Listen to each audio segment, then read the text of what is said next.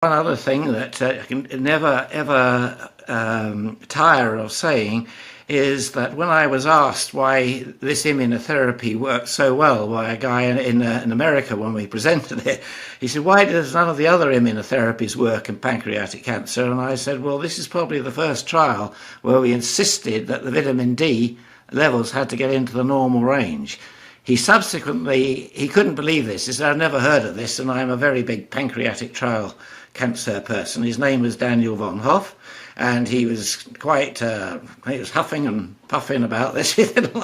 But he phoned me 3 months later to say he'd put somebody on a study to check. He'd done 4,000 patients on different trials over 2 to 3 decades.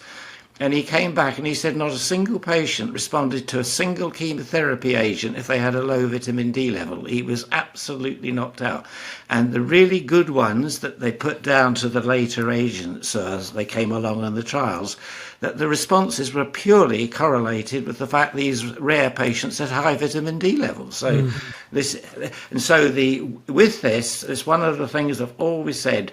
We're going to stimulate the innate immune system. You must have a good vitamin D level first. Which makes perfect sense because you've got vitamin D receptors in every type of white blood cell. You've got vitamin D genomic expression that depends on vitamin D dependent genomic expression in every type of white blood cell.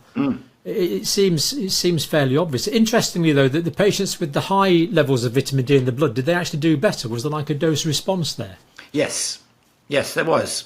He confirmed that. He said he couldn't believe it. I mean, he spent 30 years doing this and hadn't realised it was that simple. Well, I must confess that we took a while before we realised that the difference between a responder and a non-responder was the vitamin D. We looked at virtually everything else, and we only cottoned on to vitamin D when we were able to use the hospital's vitamin D testing service that they use for mothers and babies relative to rickets.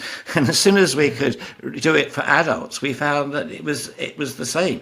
The only people who responded really well to the vaccines, including the immune modulators like IMM, were the people who had good, healthy vitamin D levels. It also highlighted that the NHS's idea of a normal vitamin D is really too low.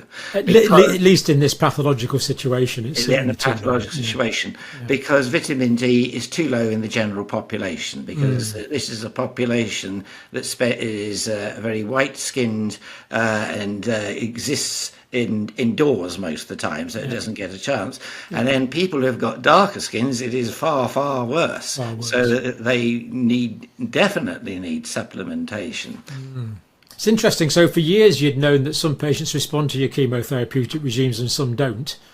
And the reason that the non-responders didn't respond is because they were low on vitamin D. It was that simple. Yeah, it is that simple. That's so obvious once you know. But so what sort of levels do you like to titrate up to for chemotherapy? I like to get it over 100 nanomoles per litre. Yeah. The NHS normal is 50 nanomoles per litre. So it's far too low.